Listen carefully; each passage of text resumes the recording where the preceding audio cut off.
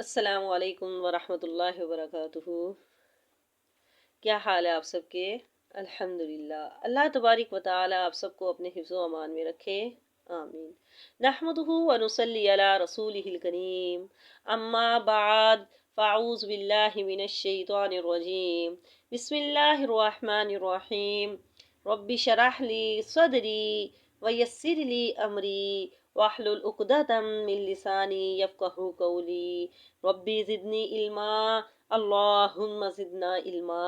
اللہم فقہنا فی الدین، اللہم انا نسألک علما نافعا ورزقا طیبا وعملا متقبلا۔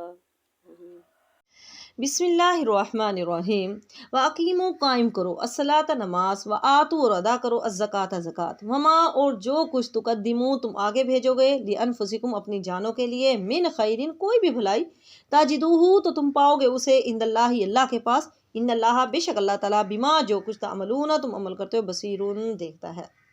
وَأَقِیمُوا الصَّلَاةَ وَآتُوا الزَّکَاةَ، تو اللہ تعالیٰ فرما رہے ہیں کہ نمازیں ادا کرتے رہو، زکوٰۃ دیتے رہو، اپنی نمازوں کی حفاظت کرو، زکوٰۃ کی حفاظت کرو، زکوٰۃ دیتے رہو۔ جو کچھ بھی انسان نیکی کے اعمال کرتا ہے اس کو وہ اللہ کے پاس موجود پائے گا، وہاں جا کر انسان کو اس کا بدلہ ضرور ملے گا، وہ چیزیں اس کے سامنے ہوگی۔ اب مومنوں کو ترغیب دلائی جاتی ہے کہ نماز اور زکوٰۃ وغیرہ کی حفاظت کرو، ان کی بھی کرنی ہے، ان کے علاوہ اور نیکی کے اعمال جو ہیں ان کی بھی حفاظت کرنی ہے، کہ ان کی حفاظت کرو، یہ تمہیں آخرت کے عذابوں سے بچانے کے علاوہ دنیا میں بھی غلبہ اور نصرت عطا کریں گے، ان سے تمہیں قوت طاقت ملے گی، ان سے تمہیں اللہ کی مدد حاصل ہوگی۔ اور جو کچھ بھی انسان نیکی کے اعمال کرتا ہے، وما تقدموا لانفسکم، جو کچھ بھی تم بھلائی آگے بھیجتے ہو، من خیرن بھلائی، تجدو تو تم اس کو پاؤ گے اللہ کے پاس، یعنی قیامت والے دن انسان کی تمام نیکیاں اس کے سامنے آ جائیں گی۔ اللہ تعالیٰ کسی کی بھی ایک ذرے کے برابر بھی نیکی کو ضائع نہیں کرتا، بلکہ اس کو بڑھا چڑھا کر ہی دے گا۔ آگے کہا ان اللہ بے شک اللہ تعالیٰ، بما جو کچھ تعملون عمل کرتے ہو، بصیرون اس کو دیکھتا ہے، یعنی کوئی بھی عمل ہے، چاہے تمہارا کوئی چھوٹا ہے یا بڑا ہے، ظاہر ہے یا پوشیدہ ہے، اچھا ہے یا برا ہے، ہر عمل کو اللہ تعالیٰ جانتا ہے، چاہے تم نیکی کا عمل کر رہے ہو یا برائی کر رہے ہو، اس کو اللہ تعالیٰ جانتا ہے۔ اور یہ اس لیے فرمایا تاکہ لوگ اطاعت کی طرف توجہ دیں کہ اللہ سب کچھ جانتا ہے، اور تم اللہ کی نافرمانی سے بچتے رہو، اس لیے فرمایا کہ تم لوگ اللہ کی اطاعت کی طرف توجہ دیں اور نافرمانی سے بچیں۔ وقالو اور وہ کہتے ہیں، لن ہرگز نہیں، یدخلا داخل ہوگا جنت جنت میں، الا مگر من جو کانا ہوگا ہودن یہودی، او یا نصارا یا پھر عیسائی ہوگا، نصرانی ہوگا، تلک یہ امانیہم ان کی آرزویں ہیں، ان کی تمنائیں ہیں، کل کہہ دیجئے ہا انتم تم لے آؤ، کل کہہ دیجئے ہا تو تم لے آؤ، برہانکم کوئی دلیل، ان اگر کنتم ہو تم صادقین سچے۔ اب کیا ہے، یہودی اور عیسائی، وہ کہتے تھے کہ یہودیوں اور عیسائیوں کے علاوہ کوئی بھی جنت میں نہیں جائے گا، یہودی اور عیسائی کے علاوہ کوئی بھی جنت میں نہیں جائے گا۔ تو یہاں پر یہودیوں اور نصرانیوں کے غرور کا بیان ہو رہا ہے کہ وہ اپنے سوا کسی کو بھی کچھ نہیں سمجھتے تھے، اور صاف کہتے تھے کہ ہمارے سوا جنت میں کوئی بھی نہیں جائے گا۔ تو اللہ تبارک و تعالیٰ نے کیا فرمایا، تلک امانیہم، یہ ان کی آرزویں ہیں، یہ ان کی اپنی خواہشات ہیں، یہ ان کی خواہشات ہیں۔ صرف دعویٰ کرنے سے ہی کوئی انسان بھی جنت میں نہیں چلا جائے گا، بلکہ جنت میں جانے کے لیے نیک اعمال کرنے پڑتے ہیں۔ وَآمِنُوا ایمان لے کر آؤ، وَعَمِلُوا الصَّالِحَاتِ اور جنہوں نے نیک اعمال کیے، ایمان لے کر آنا سب سے پہلی بات۔ دوسری شرط، ایمان کے ساتھ جو شرط لگائی جاتی ہے، وَعَمِلُوا الصَّالِحَاتِ نیک اعمال کی، اس کے بعد اللہ کی رحمت سے انسان جنت میں جائے گا۔ صرف دعوے کرنے سے ہی جنت میں نہیں چلے جائیں گے کہ ہم نے آپ صلی اللہ علیہ وسلم ہم نے کلمہ پڑھ لیا ہے تو اب ہم جنت میں چلے جائیں گے، ایسا نہیں ہے۔ تو اللہ تعالیٰ فرما رہے ہیں، کل ہاتو برہانکم، اے پیغمبر ان سے کہو کیا تمہارے پاس کوئی دلیل ہے، اگر تم سچے ہو تو تم دلیل پیش کرو۔ تم جو یہ بات کہتے ہو کہ صرف جنت میں ہم ہی جائیں گے، تو کیا تمہارے پاس کوئی ثبوت ہے اس بات کا، کوئی دلیل ہے، اللہ تعالیٰ نے کوئی آیت نازل کی ہے یا کوئی دلیل کے طور پر کچھ نازل کیا ہے یا تمہیں بتایا ہے یا پیشن گوئی کی ہے، کیا بات ہے؟ اگر تم اپنی بات میں سچے ہو کہ تم نے ہی جنت میں جانا ہے تو تم اس کے بارے میں کوئی دلیل پیش کرو۔ بلا کیوں نہیں، من جو اسلم جس نے جھکا دیا، وجہ اپنا منہ اپنا چہرہ للہ اللہ کے لیے، وہ اور وہ محسن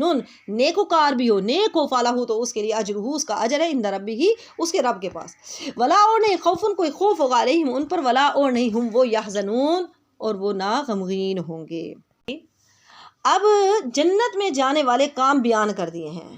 کہ تم جو جھوٹی آرزویں لے کر بیٹھے ہو، صرف خواہشات لے کر بیٹھے ہو کہ ہم جنت میں جائیں گے، اللہ نے فرمایا بلا کیوں نہیں، من جو شخص جھکا دے گا اپنا چہرہ اللہ کے لیے۔ اب جنت میں جانے والے کام بیان کر دیے ہیں۔ سب سے پہلا کام کیا ہے؟ اللہ کے آگے گردن جھکا دینا، اللہ کے آگے سر جھکا دینا، گردن جھکا دینا۔ سب سے زیادہ سجدے کی حالت میں انسان اللہ کے قریب ہوتا ہے، لمبے لمبے سجدے کر کے اللہ کو راضی کرنا چاہیے۔ اور ایک معنی یہ بھی کیا گیا ہے کہ اس نے اپنے دین کو اللہ کے لیے خالص کر دیا، اپنے دین کو اللہ کے لیے خالص کر دیا، یعنی اپنی عبادت کو اللہ کے لیے خالص کیا، وہ اللہ کے لیے مطیع ہو گیا، عاجزی اختیار کی۔ اسلمہ کا مطلب ہے مطیع ہونا، یعنی اس نے اللہ کی ہر بات مانی۔ حدیث میں آپ صلی اللہ علیہ وسلم نے فرمایا تم اپنا دل اللہ کے لیے مطیع کر لو۔ کسی نے پوچھا کہ اسلام کیا ہے، تو آپ صلی اللہ علیہ وسلم نے فرمایا تم اپنا دل اللہ کے سپرد کر دو، اپنے چہرے کا رخ اللہ کی طرف کر لو، یعنی نماز میں بھی اللہ کی طرف ہر کام ہر بات اور نیت میں اللہ کی رضا شامل ہو، یہ ہے اسلمہ مطیع ہونا۔ وہ اور وہ محسن نیکوکار بھی ہو، وہ نیک بھی ہو، محسن بھی ہو۔ اب وہ محسن بھی ہو یعنی کیونکہ اعمال کی قبولیت کو جو دار و مدار ہے وہ دو شرائط پر ہے، ایک یہ کہ اخلاص اور دوسرا ہے احسان۔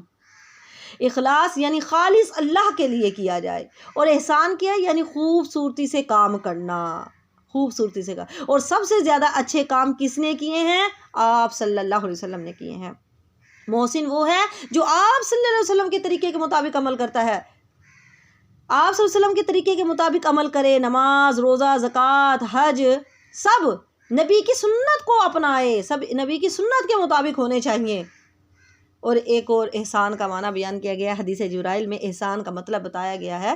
کہ تم اللہ کی اس طرح عبادت کرو گویا کہ تم اللہ کو دیکھ رہے ہو۔ اگر ایسا تم تصور نہیں کر سکتے کہ ہم اللہ کو دیکھ رہے ہیں، تو یہ بات تو لازماً ہے کہ اللہ تبارک و تعالیٰ تمہیں دیکھ رہا ہے۔ وقالت الیہود اور کہا یہود نے، لیست النصارى نہیں ہے عیسائی علی شیء کسی چیز پر، وقالت النصارى اور کہا عیسائیوں نے، لیست الیہود نہیں ہے یہود علی شیء کسی چیز پر، وہم اور وہ یتلون الکتاب پڑھتے ہیں کتاب، کذالک اسی طرح قال کہا الذین ان لوگوں نے، لا یعلمون جو نہیں علم رکھتے، مثل قولہم انہی کی مثل بات، فاللہ پس اللہ تعالیٰ یحکم فیصلہ کرے گا بینہم ان کے درمیان، یوم القیامتی قیامت کے بارے قیامت کے دن، فیما اس میں کانو تھے وہ فیہ جس بارے میں یختلفون وہ اختلاف کرتے تھے۔ اب کیا ہے؟ قالت الیہود یہودیوں نے کہا، لیست النصارى نصارہ نہیں ہے، کیا مطلب ہے؟ کسی چیز پر نہیں ہے، یعنی وہ ہدایت پر نہیں ہے، ہدایت پر صرف ہم ہی ہیں۔ اور عیسائیوں نے کیا کہا؟ نصارہ نے کیا کہا کہ یہود کسی چیز پر نہیں ہے، یعنی وہ حق پر نہیں ہے، سیدھے راستے پر نہیں ہے، صرف ہم ہی ہیں۔ ٹھیک ہے، اب یہاں پر یہ دونوں اپنے اپنے بارے میں جس خوش فہمیوں میں مبتلا تھے وہ بیان کی جا رہی ہے۔ یہ اپنے اپنے بارے میں خوش فہمیوں میں مبتلا تھے، وہ کہتے تھے یہ ہدایت پر نہیں ہے، وہ کہتے تھے یہ ہدایت پر نہیں ہے، ہم ہی ہدایت پر ہے۔ اور اللہ تعالیٰ فرماتے ہیں وَهُمْ يَتْلُونَ الْكِتَابَ حالانکہ وہ کتاب پڑھتے ہیں، یعنی دونوں اہل کتاب ہیں، دونوں کی کتابوں میں ایک دوسرے کی تصدیق ہے۔ تورات میں حضرت عیسیٰ کا ذکر ہے، انجیل میں حضرت موسیٰ کا ذکر ہے، اور یہ صرف تعصب کی بنا پر ایک دوسرے کا انکار کرتے تھے۔ وہ کہتے تھے کہ ہم نے جنت میں جانا ہے، ہم ٹھیک ہیں، ہم ہی سیدھے راستے پر چل رہے ہیں۔ اللہ تعالیٰ نے فرمایا کذالک اسی طرح قال کہا الذین ان لوگوں نے بھی یہی باتیں کی جو کہ انہوں نے بات کی ہے، کن لوگوں نے؟ لا یعلمون مثل قولہم جو علم نہیں رکھتے تھے، انہی جیسی باتیں انہوں نے بھی کی ہیں۔ اہل کتاب کے مقابلے میں مشرکین ان پڑھ تھے، یعنی وہ علم نہیں رکھتے، یہاں پر علم نہ رکھنے والے سے مراد مشرکین ہے، یعنی اہل کتاب کے مقابلے میں مشرکین ان پڑھ تھے، اس لیے انہیں بے علم کہا گیا ہے۔ یہ مشرک ہونے کے باوجود یہود و نصارہ کی طرح کہتے تھے کہ ہم حق پر ہیں۔ مشرک کیا کہتے تھے؟ ہم حق پر ہیں۔ تو اللہ تعالیٰ نے کیا فرمایا؟ فاللہ یحکم بینہم یوم القیامۃ، تو جس بارے میں یہ لوگ اختلاف کر رہے ہیں، قیامت والے دن اللہ تعالیٰ ان کا یہ فیصلہ کرے گا کہ کون سیدھے راستے پر ہے، کون سیدھے راستے پر ہے۔ ومن اور کون ازلم بڑا ظالم ہے ممن اس شخص سے مانا جو روکتا ہے مساجد اللہ اللہ کی مسجدوں سے ان یہ کہ یذکر ذکر کیا جائے فیہا اس میں فی حسمہ اس کے نام کا وسعا اور وہ کوشش کرتا ہے فی خرابیہا اس کو خراب کرنے کی اولئک یہی لوگ ہیں ماں نہیں کانا ہے لہم ان کے لیے ان یدخلوہا کہ وہ داخل ہوں گے اس میں الا مگر خائفین ڈرتے ہوئے لہم ان کے لیے فی دنیا کی زندگی میں خزی رسوائی ہے ولہم اور ان کے لیے فی الآخرت آخرت میں عذاب ہے عظیم بہت بڑا۔ اب کہا گیا کہ وہ شخص اس شخص سے بڑا ظالم کون ہوگا، یعنی جو اللہ کی مسجدوں میں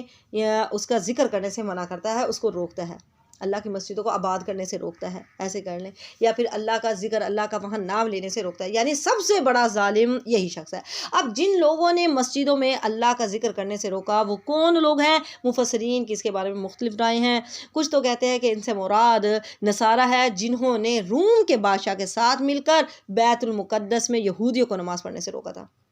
اور دوسرا یہ ہے کہ اس سے مراد مشرکین مکہ ہے جنہوں نے نبی کریم صلی اللہ علیہ وسلم اور صحابہ کرام کو مکہ سے نکلنے پر مجبور کر دیا تھا، اور اس طرح خانہ کعبہ میں مسلمانوں کو عبادت سے روکا گیا، انہوں نے وہاں سے ان کو نکال دیا تھا، ٹھیک ہے۔ اور صلح حدیبیہ کے موقع پر جب آپ صلی اللہ علیہ وسلم عمرہ کرنے کے لیے گئے، کفار نے آپ کو مکہ میں داخل نہیں ہونے دیا تھا اور کہا کہ ہم اپنے آباء و اجداد کے قاتلوں کو مکہ میں داخل نہیں ہونے دیں گے، تو اس طرح انہوں نے روکا، یعنی سب سے بڑا ظالم وہ انسان ہے جو اللہ کی مسجدوں کو ویران کرتا ہے، اس میں ذکر کرنے سے روکتا ہے، بلکہ کہا گیا کہ اللہ کی مسجدوں کو آباد کرو، انہیں آباد کیا جائے، واسا اور وہ کوشش کرتا ہے پھر خرابی اس کو خراب کرنے کی، اس میں ویرانے کی کوشش کرتا ہے، اس کو ویران کرنے کی کوشش کرتا ہے، بلکہ جو مسجد کی صفائی کا خیال کرتا ہے اس کا بھی بہت بڑا رتبہ ہے۔ مسجدوں کو آباد کرنا چاہیے، اس میں اللہ کا ذکر کرنا چاہیے، عبادت کرنی چاہیے، اور جو اس کی مسجد کا بلکہ مسجد کی صفائی کا خیال رکھتا ہے تو اس کا بھی بہت بڑا رتبہ ہے، جس طرح کہ ایک عورت تھی جو کہ مسجد نبوی کو صاف رکھا کرتی تھی، صفائی کیا کرتی تھی، ٹھیک ہے۔ جب وہ فوت ہو گئی تو آپ صلی اللہ علیہ وسلم کو وہ نظر نہیں آئی، پوچھا کہ وہ کہاں ہے، تو صحابہ کرام نے بتایا اللہ کے رسول رات وہ فوت ہو گئی ہیں، تو ہم نے جنازہ پڑھ کر اس کو دفن کر دیا، یعنی آپ کو زحمت نہیں دی کہ آپ آئیں یعنی اس کا جنازہ پڑھیں، تو ہم نے یعنی اس کو دفنا دے، تو آپ صلی اللہ علیہ وسلم نے صحابہ کرام سے کہا کہ مجھے ساتھ لے چلیں اور مجھے اس کے قبر کی خبر دیں، یعنی مجھے بتاؤ کہ اس کی قبر کہاں ہے۔ آپ صلی اللہ علیہ وسلم صحابہ کرام کے ساتھ گئے اور اس کے لیے اس کی قبر پہ گئے اور اس کے لیے دعائیں مانگی، اللہ تعالیٰ نے یعنی اتنا بڑا رتبہ عطا کیا ہے، تو ہمیں مسجدوں کو آباد بھی کرنا چاہیے اور پھر ان کی صفائی کا خیال بھی رکھنا چاہیے۔ اب اولئک ما کان لہم ان یدخلوها، اولئک یہی لوگ ہیں ما کان لہم نہیں ہے ان کے لیے کہ وہ داخل ہو اس میں مگر ڈرتے ہوئے، ان لوگوں کو کچھ حق نہیں ہے کہ ان میں داخل ہوں مگر ڈرتے ہوئے، کن لوگوں کو حق نہیں ہے، کون لوگ ہوں گے جو داخل ہوں گے، کہاں داخل ہوں گے، یعنی مشرکین کے بارے میں یہ خبر دی جا رہی ہے، یہ الفاظ خبر کے ہیں، لیکن مراد اس سے یہ خواہش ہے کہ جب اللہ تمہیں غلبہ عطا فرمائے تو تم ان مشرکین کو اس میں صلح اور جزیے کے بغیر رہنے کی اجازت نہ دینا، جس طرح ان مشرکوں نے آپ کو آنے نہیں دیا تھا، مکہ سے نکال دیا تھا، چنانچہ جب 8 ہجری میں مکہ فتح ہوا تو نبی کریم صلی اللہ علیہ وسلم نے اعلان فرما دیا تھا کہ آئندہ سال کعبہ میں کسی مشرک کو حج کرنے کی اور ننگا طواف کرنے کی اجازت نہیں ہوگی، اور جس سے جو معاہدہ ہے معاہدے کی مدت تک اسے یہاں رہنے کی اجازت ہے، اور بعض نے کہا کہ یہ خوشخبری ہے، پیش گوئی ہے کہ ان قریب مسلمانوں کو غلبہ حاصل ہو جائے گا اور یہ مشرکین خانہ کعبہ میں ڈرتے ہوئے داخل ہوں گے کہ ہم نے جو مسلمانوں پر پہلے زیادتیاں کی ہیں ان کے بدلے میں ہمیں کبھی سزا یا قتل نہ کر دیا جائے، اور چنانچہ جلد ہی یہ خواہش، یہ خوشخبری بھی پوری ہو گئی تھی جب مکہ فتح ہوا، تو اللہ تعالیٰ نے فرمایا لہم ان کے لیے فی دنیا میں خزی رسوائی ہے، ولہم ان کے لیے فی الآخرت آخرت میں عذاب عظیم دردناک عذاب ہے، بہت بڑا عذاب ہے۔ وَلِلَّهِ اور اللہ کے لیے مشرق والمغرب اور مغرب، فَأَيْنَمَا پس جہاں کہیں بھی تولو تم رخ کرو، فَسَمَّا پس وہاں وجہ اللہ اللہ کا چہرہ ہے، ان اللہ بے شک اللہ تعالیٰ واسع وسعت والا علیم جاننے والا ہے، یعنی اگر کسی مجبوری میں قبلہ رخ نہ ہو سکے تو کسی بھی طرف منہ کر کے نماز پڑھی جا سکتی ہے، مشرق اور مغرب سب اللہ ہی کا ہے، تم جدھر بھی منہ کرو گے ادھر ہی اللہ تعالیٰ کی ذات ہے، اللہ تعالیٰ کا منہ ادھر ہی ہے، یعنی مجبوری کی حالت میں۔ بعض مفسرین کے نزدیک یہ آیت ان لوگوں کے بارے میں نازل ہوئی جنہیں قبلہ رخ معلوم نہ ہو سکا، انہوں نے اندازے سے مختلف جہتوں کی طرف منہ کر کے نماز پڑھ لی تھی، جس پر یہ آیت نازل ہوئی۔ حضرت ربیہ رضی اللہ تعالیٰ عنہ فرماتے ہیں کہ ہم نبی کریم صلی اللہ علیہ وسلم کے ساتھ ایک سفر میں تھے، ایک جگہ پڑاؤ کیا، اندھیری رات تھی، لوگوں نے اندازے سے نماز پڑھ لی اور نشان کے طور پر انہوں نے پتھر رکھ دیے کہ ہم نے اس جگہ نماز پڑھی ہے۔ جب صبح ہوئی دیکھا تو نماز قبلے کی طرف ادا نہیں ہوئی تھی، ہم نے قبلے کی طرف یعنی انہوں نے نماز نہیں پڑھی۔ تو جب ہم نے نبی کریم صلی اللہ علیہ وسلم سے ذکر کیا تو اس پر اللہ تعالیٰ نے یہ آیت نازل کی، یعنی اگر کسی مجبوری کے تحت ٹھیک ہے قبلہ رخ نہ بھی معلوم ہو تو آپ نماز پڑھ سکتے ہیں۔ اور ایک یہ بھی شان نزول اس کے بارے میں بیان کیا گیا ہے کہ مدینہ میں جب نبی صلی اللہ علیہ وسلم بیت المقدس کی طرف منہ کر کے نماز پڑھتے رہے تو یہ یہودی بہت خوش تھے، بیت المقدس کی طرف منہ کر کے نماز پڑھتے رہے، یہودی بہت خوش ہوئے۔ لیکن جب یہ حکم چند ماہ کے بعد منسوخ ہو گیا، پھر اللہ نے آپ صلی اللہ علیہ وسلم کو کعبہ کی طرف منہ کر کے نماز پڑھنے کا حکم دیا تو ان یہودیوں نے تانے دینے شروع کر دیے کہ اب اس قبلے سے کیوں ہٹ گئے ہو؟ تو اللہ نے یہ آیت اتاری کہ مشرق اور مغرب کا مالک اللہ ہی ہے، پھر یہ اعتراض کیوں؟ جدھر اس کا حکم ہوگا ادھر ہی یعنی تم منہ کر کے نماز پڑھو گے تو ادھر ہی منہ کرو گے۔ تو یہ مشرق اور مغرب کا مالک یعنی اللہ ہی ہے۔ اور جب ہم نماز پڑھ رہے ہوتے ہیں، نماز پڑھتے وقت ہمیں بالکل متوجہ اللہ ہی کی طرف ہونا چاہیے، اور فرض نماز کے لیے تو قبلے کا رخ ہونا ضروری ہے، ٹھیک ہے، مجبوری کے تحت تو چلو ٹھیک ہے، لیکن جب آپ یعنی جاگ رہے ہیں یا پھر یعنی دن ہے آپ کو پتہ ہے تو یہ قبلے کی طرف ہی ہونا ضروری ہے۔ نبی صلی اللہ علیہ وسلم اپنی سواری پر مشرق کی طرف منہ کر کے یہ نفل نماز پڑھ لیتے تھے، اور جب فرض نماز پڑھنے کا وقت آتا، فرض نماز آپ نے پڑھنی ہوتی تھی، اس کا ارادہ کرتے تو آپ سواری سے نیچے اترتے تھے، نیچے اتر کر سواری کا منہ پھر قبلے کی طرف کرتے تھے، پھر نماز پڑھتے تھے، ٹھیک ہے، اس کے بعد چاہے جدھر بھی ہو جائے۔ اور نمازی جب نماز میں ہوتا ہے تو بالکل اللہ کے سامنے ہوتا ہے۔ حضرت یحییٰ نے بیت المقدس میں بنی اسرائیل کو جمع کیا اور پھر اللہ کی طرف سے 5 باتوں کا حکم دیا، جن میں سے ایک یہ ہے کہ بے شک اللہ نے تمہیں نماز کا حکم دیا ہے، تو جب تم نماز پڑھو تو ادھر ادھر مت دیکھو، کیونکہ اللہ اپنا چہرہ نماز پڑھتے ہوئے بندے کے چہرے کی طرف رکھتا ہے۔ جب انسان نماز پڑھا ہوتا ہے تو اللہ کا چہرہ بھی اس کے سامنے ہے، جب تک کہ وہ ادھر ادھر نہ دیکھے، اگر ادھر ادھر دیکھتے ہیں تو پھر نہیں۔ نبی کریم صلی اللہ علیہ وسلم نے فرمایا اللہ تعالیٰ مسلسل نماز کے دوران اپنے بندے کی طرف متوجہ رہتا ہے جب تک کہ وہ ادھر ادھر نہ دیکھے، اور جب انسان اپنا چہرہ ادھر ادھر پھیر لیتا ہے تو اللہ بھی اپنا چہرہ پھیر لیتا ہے، اس لیے نماز میں ادھر ادھر ہمیں دیکھنے سے منع کیا گیا ہے۔ فَأَيْنَمَا پس جس طرف بھی